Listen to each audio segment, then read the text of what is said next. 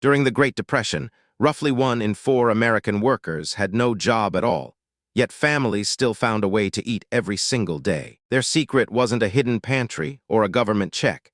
It was 2 slices of bread wrapped around whatever was left in the kitchen. Unemployment peaked at close to 25% in 1933. But American farms were still producing enormous amounts of food that same year. The real problem wasn't empty fields, it was empty wallets, and bread became the cheapest way to turn almost nothing into a full meal. Today, we're breaking down the actual sandwiches that carried poor families through the worst decade in American history, and the surprising logic behind every single one. Bread could be bought cheap, baked at home, or picked up from a relief kitchen, and that made it the backbone of Depression-era eating. A sandwich needed almost no cooking.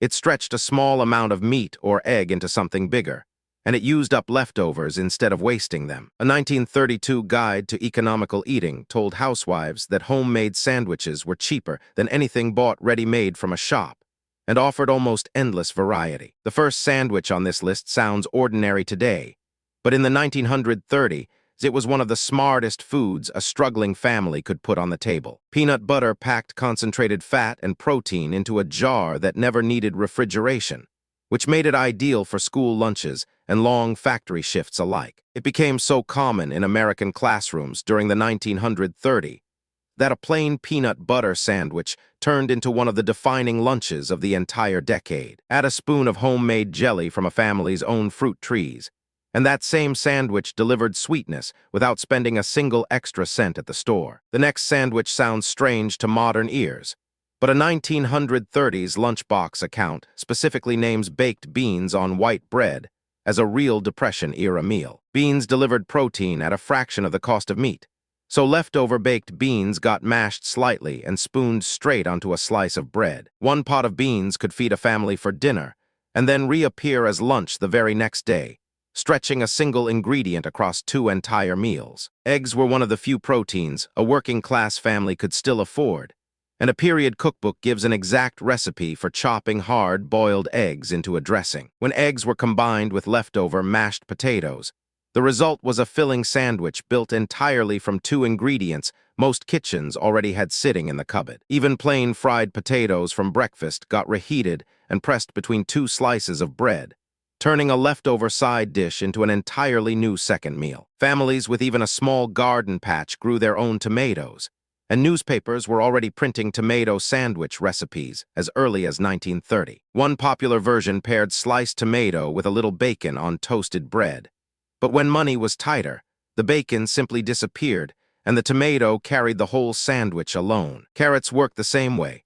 A 1929 newspaper recipe describes chopped raw carrot mixed with peanuts and mayonnaise on whole wheat bread as a filling lunch. Cheese gave families fat and protein without ever buying meat, and one economical cookbook recommended stretching cream cheese with chopped walnuts to make the jar last longer. In the South, pimento cheese spread even further by mixing in mayonnaise and jarred pimentos, and it stayed a household staple straight through the Depression into World War II. Canned deviled ham could sit on a shelf for months, and a small spoonful mixed with mustard, or strangely even peanut butter, turned one can into several separate lunches. When a family had real leftover ham or roast from a Sunday dinner, it was sliced paper thin so a tiny portion could cover several more slices of bread. One 1930 newspaper recipe describes meat cooked with onion and green pepper, thickened into a gravy, and poured over bread to make an entirely different meal from the same scraps. Even canned sardines got mashed together with salt, cayenne, and lemon juice, because preserved fish could be divided into small portions and made to last through a lean week. Leftover chicken from a bigger Sunday meal didn't go to waste either. Period recipes recommended thin slices or chopped chicken mixed with mayonnaise for the next day's lunch. A 1926 recipe collection specifically promoted mixed vegetable sandwiches as a way to use up odds and ends instead of throwing perfectly good food away. Lettuce with mayonnaise, chopped cucumber with dressing, even a fried prune sandwich rolled in pancake batter, all of it proved that meat was never a requirement, only a bonus. The prune version alone shows how far families stretched their imagination, cooking dried fruit with sugar and cinnamon, and frying the entire sandwich in a pan. One 1930 recipe even describes a hot egg sandwich made with parsley, capers, and butter. Proof that sandwich culture was already sophisticated long before the crash of 1929. Economical cookbooks of the era advised spreading butter evenly and thinly across the bread, because even a small amount of fat had to be rationed carefully. Not every family experienced this the same way. City households often depended on relief kitchens, bread lines, and school meal programs just to get through the week. Rural families sometimes had gardens, chickens, or a milk cow, which meant they could eat very differently while still having almost no actual cash in their pocket. The Dust Bowl made everything worse for farm families across the Great Plains. Drought and soil erosion wiped out crops and pushed thousands into foreclosure and migration. The government eventually stepped in, and the first federal food stamp experiment launched in 1939, designed to feed the hungry while also supporting struggling American farmers. It's easy to romanticize this era from a distance, but a potato sandwich wasn't always a clever recipe. Sometimes it was simply the only food left in the house. Choosing beans on bread because it tastes good is completely different from eating beans on bread because there is genuinely no other option available. The real lesson from the Great Depression isn't 25 secret recipes. It's an entire culture built around never wasting a single scrap of food. One slice of meat could turn into filling for 4 separate sandwiches. One boiled potato could replace an entire cut of beef, and a spoon of gravy could rescue a meal from almost nothing. A bean sandwich made from leftovers and a bean sandwich chosen freely today carry the exact same ingredients but 2 completely different meanings. Bread itself became an economic tool in nearly every household budget, thinly sliced, carefully spread, and never left to go stale or get thrown away. 25 different combinations sound like a long list, but they all trace back to the same handful of cheap staples repeated in different arrangements. Peanuts, eggs, potatoes, beans, cheese, and whatever vegetable was in season.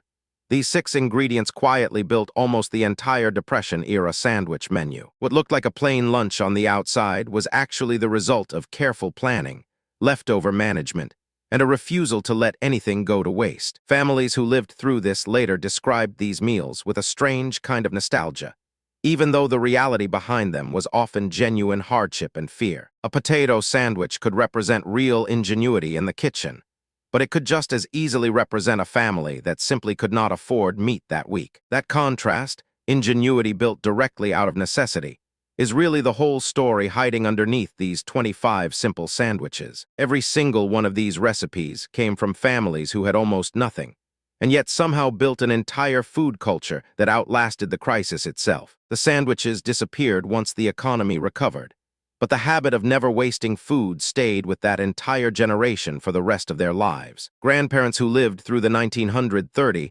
often kept stretching leftovers and reusing scraps decades later, long after money stopped being quite so tight. That habit passed down through families is really the most lasting legacy of this entire era, more lasting than any single recipe on this list. But there's one part of Depression-era survival we haven't touched yet: the underground economy families quietly built just to afford even the cheapest ingredients in the first place. Bartering, odd jobs, informal trading between neighbors, all of it happened outside the official economy and rarely gets mentioned alongside the recipes themselves. Understanding that hidden economy explains something these sandwiches alone can't: exactly how a family with no income still managed to put bread on the table at all. That story, the real underground survival economy of the 1930s, is far bigger than any single meal and deserves its own complete video. If these 25 sandwiches surprised you, the way families actually earned enough to buy even that cheap bread will surprise you even more. That full story is waiting in the next video on this channel,